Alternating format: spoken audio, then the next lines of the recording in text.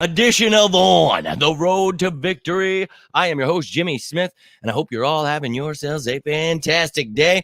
If I could just go ahead and stop muting myself. If my dog would stop barking every time before I try to go on, that would be great, and I would stop having to mute it before I go on. But I appreciate the hell out of each and every one of you taking the time today, but got a little bit going on in the rumor mill, and we all know it is the off season, so these things are going to pile up, and we're going to touch on them because I know this is the kind of information everybody's looking for. And look, I'll still do the in-depth stuff. I'll, give you the stuff you actually need, how to know everything that's going on with the team, the cap, the defense, all that stuff. But I'm also going to touch on all these things that people always make up each offseason. So, every year we're trading for Tyreek Hill. We're doing this and that. Oh, so we're here. This is the moment. The draft, free agency, it is over. So, here we go, ladies and gentlemen. But apparently the talk of the town is that Julio Jones is going to be an Eagle. So appreciate you tuning in, my man Justin Luffy in here. Let's up and go. Appreciate you all tuning in. Hope all is well with you also. Appreciate that, my man. Look, tomorrow I'm excited. We got Fan Friday. Now that the weather's nice, I'm going to be the lawnmower man again. So these shows are going to be a little bit later at night on the weekends, but I'm going to be providing you with content throughout this whole weekend. I'm very excited. OTAs begin next Tuesday. So going to keep you up to date with all this stuff, but I hope that you're all doing well. And look, I'll tell you when we talk about this stuff, whether I feel it's going to happen or it's not going to happen. Let's effing go, birds. You know it, my man Samuel in here. Let's go. Appreciate you. And we've got Reese in here. Been following the channel for a couple of weeks now. Yo, dude, really appreciate that. Thank you. And I just tried to provide something that I saw a lack thereof. I figured let's talk about how the cap actually works, these draft picks. Let's talk about, and you guys know, 5 years in a row getting the draft pick right.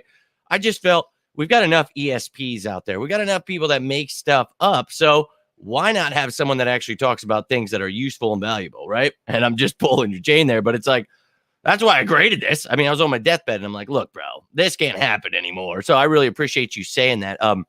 All I'm trying to do is spread that brotherly love. This is about us, not just me, not just you. We're all in this together. I was on my damn deathbed, and you guys helped me get through it. We're building this bad boy up, but I continue to try to grow. So if there's ever anything you guys think I could add, you want more of, that's why I started talking about this kind of stuff. I know that's what people want. So whatever it is to make this a better experience for you, please let me know. And I know I need a new damn computer. Stop lagging out, doing the robot all the time. And yeah, I would love to have the HD cam, all that stuff. But look, man, my money goes into other areas right now with this damn disease. But I'll be real with you.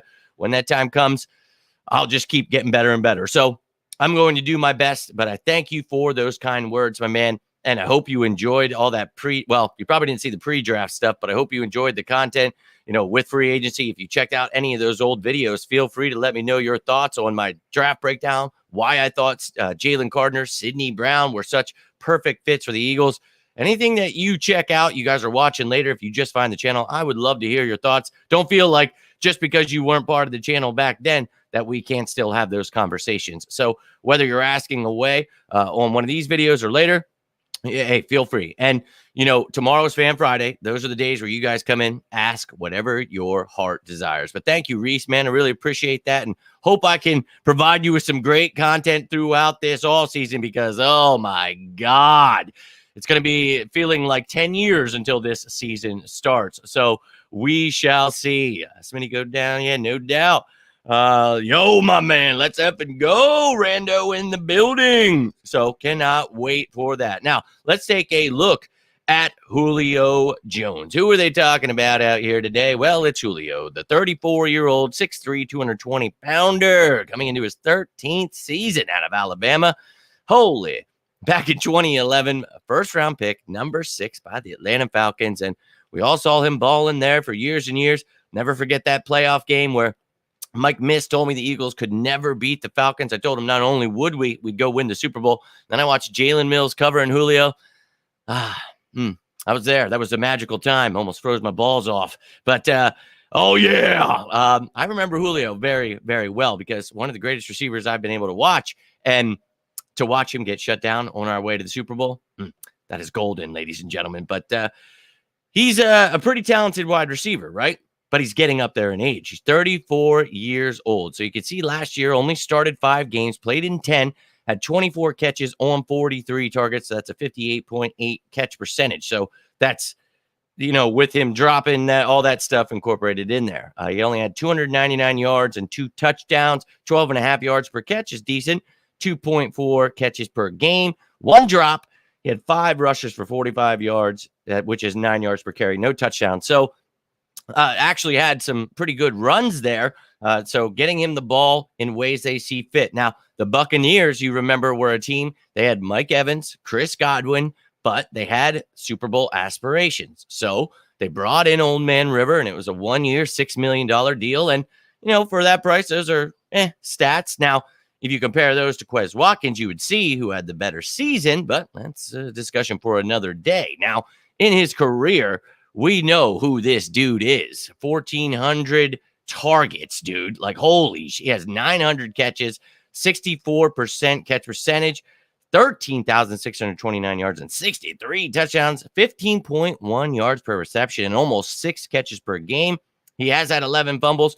I couldn't tally up all the drops from all of his career, so you got the fumbles there, but he's had 24 rushes for 163, 6.8 yards per rush. So you can get the ball into his hands out of the backfield too.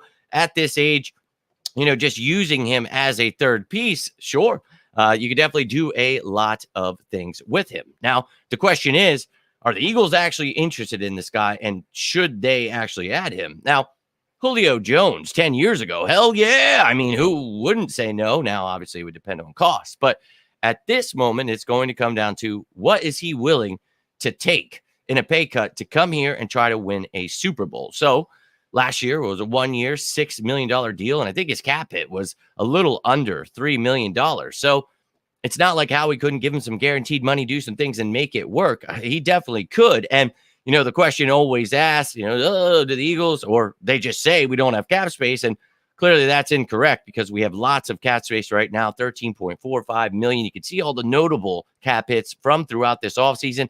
Anybody we re-signed, restructured, extended, signed to the team, whatever it was, you could see all their cap hits here. Anybody that something happened with this offseason. But we've got money, man. After Hurts' extension, after the draft picks, all those things they try to tell us. You remember, I kept laughing and kept showing them the number that it would be, $13.45 million.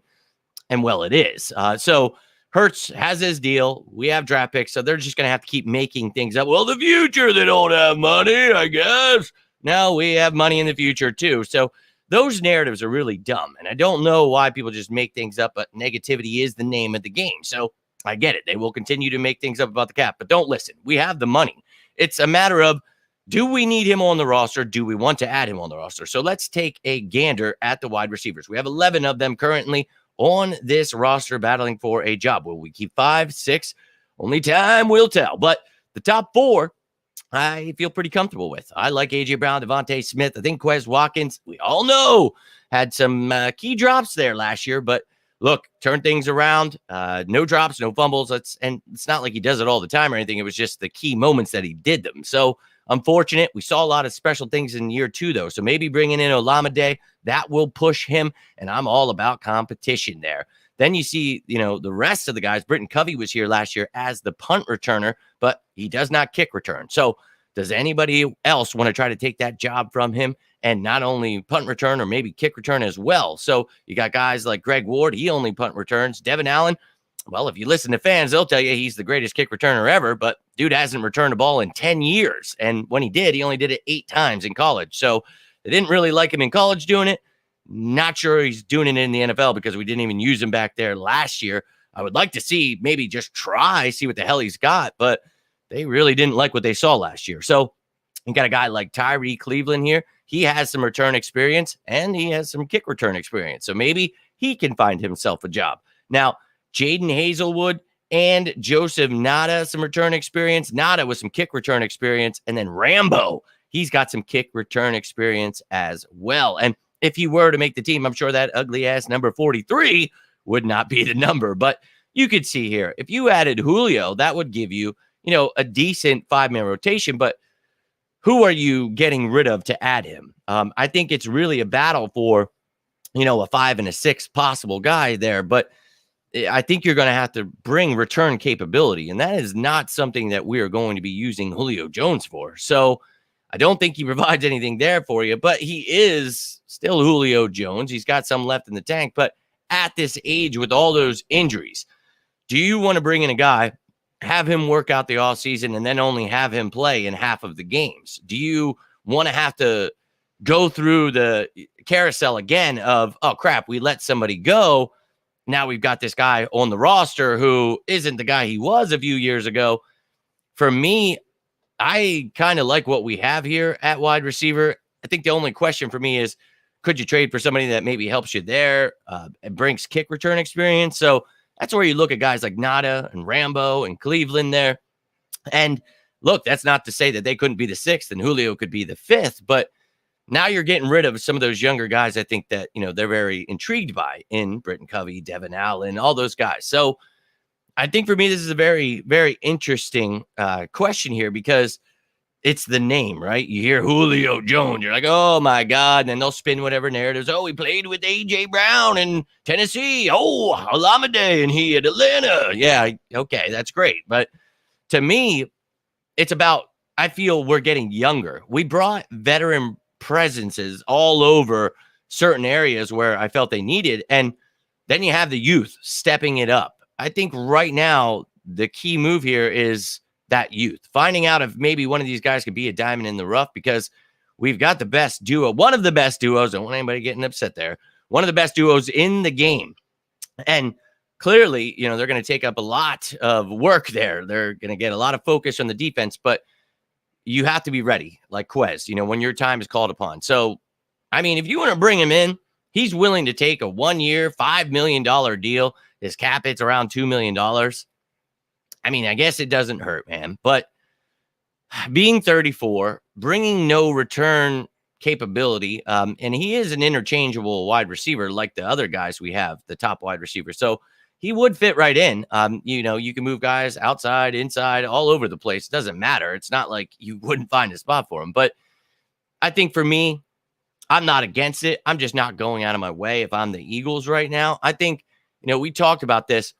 If you're going to make a move anywhere, I think it's going to be trading for Budda Baker at safety or maybe Patrick Queen at linebacker. So I don't feel that you need to do that. But if you want to, solidify your stance as, the Super Bowl contender here that we think they are, hey, man, maybe you add him. But for me, I just need Quez Watkins to step it up. And I think Olamide is going to push him to do that. And if not, well, then Olamide is the third receiver. I think it's, 3A, 3B there, whatever. They're each going to get their snaps, each going to provide something a little different. So to me, I like what we have. I don't think it's a necessary thing to have, but I wouldn't mind it because when you look at it, you're looking at the depth chart here. And, I've explained this. Zacchaeus could definitely be the slot guy as well, but there's so many slot guys that we had when I first made this that he just got slid in, and he can play outside as well, even for a small guy. So you love that. But you see Brown, Smith, and Watkins, their depth, it's intriguing. Okay, I hope one of these guys steps up, but hope is one thing. It actually happening is another thing. So, I mean, again, if he's willing to take a team-friendly deal, you add Julio Jones in there as depth behind AJ and Devontae. You have Olamide as the depth with Quez. That makes me feel pretty damn good. So this is one of those where it's not just Dan Sileo, making something up. Tyreek Hill's coming. We're getting Adrian Peterson. You guys know how that goes every damn offseason. But I feel like this is one that, this is a little more likely than Larry Fitzgerald. I doubt we're trading away all of our cap space to go get Larry Fitzgerald. Really? DeAndre Hopkins, wrong Cardinals receiver. But that's how old I am. But I think for me, it's reasonable. It could happen. Why not on this roster? But I do like the young guys. So this is one of those things that I don't want to have to hear when it doesn't happen about how the Eagles failed and how Howie Roseman missed. Oh, he sucks. I got to fire him. And it's like, oh my God, dude. And like, these are going to happen every day, every week, every month until football season starts. They're going to be making things up every damn week to get people clicking. And well, looks like I'm the victim here, but I've noticed the last couple of years, I make in-depth breakdowns, do all that stuff, and nobody watches them. And you make something like this, and everybody's like, yeah. So it's like, all right, dude, just following what you guys like. So appreciate you tuning in, my man, William. Family is doing well. I'm doing well. Hope you and your family can say the same. Appreciate you taking the time, my dude. Julio needs to retire. Yeah, man. Hopkins, yeah, that's hilarious. Jimmy, what's up? Yo, my man. Hope you're doing well. Hope you're having yourself a great evening. Going over talking about these hilarious things people always talk about each week. But, for this one, all right. I'll give them a little something. This one, all right, maybe you consider it, but I don't. I think that the Eagles stick with the young guys, but if it happens, I'm not mad about it. But he's 34 years old, dude. He's going to be 35. I'm sure that these younger guys are going to do work. And with the weapons we have, I feel pretty good about this team. So, hey, it is what it is. And look, again, if they do add him, I ain't going to be mad about it. Adding depth here, sure. Just like DJ Fluker. Do we need him? Nope. Would I like to have the depth there? You're damn right. Dude started at right guard, right tackle, even had a little dabble at left tackle. So he brings versatility. And that's the same thing he does. Both old heads. Fluker was 32. He's 34. The line I think I would take first, but not against it. Like the team, Julio was good, but I don't think yeah, man, he definitely not. Julio, as you guys saw those stats I just showed there, definitely not the same. 299 yards does not sound like a Julio Jones season, right? So Covey fits the same place he did last year. He's a punt returner, and that's it. Did not provide anything on offense. So if somebody can provide something on offense and be a returner, they can take his job. Not interested in it. Yeah, I'm not really into it either. Again, if he gets added, sure, fine, great. But for me, I'm more intrigued by some of these younger guys, and I want to see what they've got before I do anything like that. And I think that's something you got to remember with guys like this at this age. What the hell do they want to be taking part in OTAs and do it? They'll do their own workouts, stay in shape. They don't want anybody telling them what to do, and they've been through it all. I mean, this is going to be like his 13th season, so I think, closer to the season started, you'll see some of these old heads, deciding their job. And talked about Linval Joseph and Ndamukong Suh, guys like that, waiting halfway through the season. Hey, I'm probably not going to last the whole season. Let's see who a contender is, then I'll join in. So, hey, we'll see what he decides to do. But for me, no young guys. Yeah, exactly. So that's, exactly what I just said there. So, yeah, exactly. Finally caught you live. Yo, my man Tyree, let's go. Money, I appreciate you, dude. It has been a minute since I've seen you, but I totally hear you, and I apologize. Some of these have been a lot earlier, but I either am like doing these on my break, doing them when I get home, doing them before I got to go pick up my kid or pick up the woman or whatever the hell we're doing. So I'm trying here. Someone just asked me the other day about starting a show together. I said, look, man, like I don't even have a set time for my own show yet. That's just how chaotic it is. And I said, if you guys have been listening, I want to try to do that for this upcoming season. It's just, if I could get more of a set schedule in life, then I could do that here. But oh my God. But I totally understand it, man. But I appreciate you taking the time. And look, if you guys if you're not live, you're watching it later. Not only do I want to talk some birds with you, happy to hear from you, but it actually helps the channel when you comment on these after I'm not live. So you're helping me get out there in the algorithm. So if you're ever late night at work, it's 2 a.m., you're watching it, I do not give a damn, man.